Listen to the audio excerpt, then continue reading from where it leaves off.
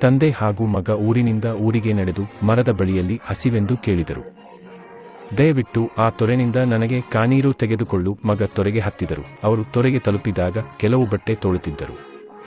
Bullet ಕಾಟ್ ದಾಟಿದಿಂದ ನೀರು ತುಂಬಿ ಕಾಡು ತೀರವಾಗಿದೆ. ಮಗನು ನೀಡಲು ಯೋಚನೆ. ಆದ್ದರಿಂದ ಅವನು ಹಿಂದಿರುಗಿ ಹೇಳಿದ, ಅಲ್ಲಿ ನೀರು ತುಂಬಾ ಕಳವಾಗಿದೆ, ಕುಡಿಯಲು ಯೋಗ್ಯವಿಲ್ಲವೆಂದು ಅಪ್ಪನ ಹೇಳಿದರು. ಇಲ್ಲಿ ಸ್ವಲ್ಪ ವಿಶ್ರಾಂತಿ ಮಾಡೋಣ.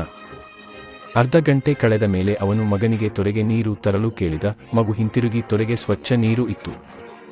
ಕಳದ ನೆಳುಗಾಯಿತು. ಆದ್ದರಿಂದ ಅವನು ಸ್ವಲ್ಪ ನೀರು ಸಂಗ್ರಹಿಸಿ ತಂದೆಗೆ ತಂದು ಕೊಟ್ಟ. ತಂದೆ ನೀರನ್ನು ನೋಡಿದ ನಂತರ ಮಗನ ಕಡೆಟು ನೋಡಿಕೊಂಡು ಹೇಳಿದರು, ನೋಡಿ, ನೀರನ್ನು ಬಿಡಿದ್ದೀಯಾ ಹಾಗೂ ಕಳ ತಾನೇ ನೆಳುಗಾಯಿತು. ನೀನು ಸ್ವಚ್ಛವಾದ ನೀರನ್ನು ಪಡೆದೀಯಾ? ಪ್ರಯತ್ನ ಅಗತ್ಯವಿಲ್ಲ. ನಿನ್ನ ಮನಸ್ಸು ಕೂಡ ಸ್ವಚ್ಛವಾಗಿರಲಿ. ಅದು ಅಶಾಂತವಾದಾಗ ಬಿಡುಹಿಡಿಯಿರಿ. ಸ್ವಲ್ಪ ಸಮಯ ಕೊಟ್ಟು ಶಾಂತವಾಗಿರಿ. ಅದು ತಾನೇ ನೆಲುಗುತ್ತದೆ. ನಾವು ಶಾಂತವಾಗಿದ್ದಾಗ ಉತ್ತಮ ನಿರ್ಧಾರ ಮಾಡಬಹುದು.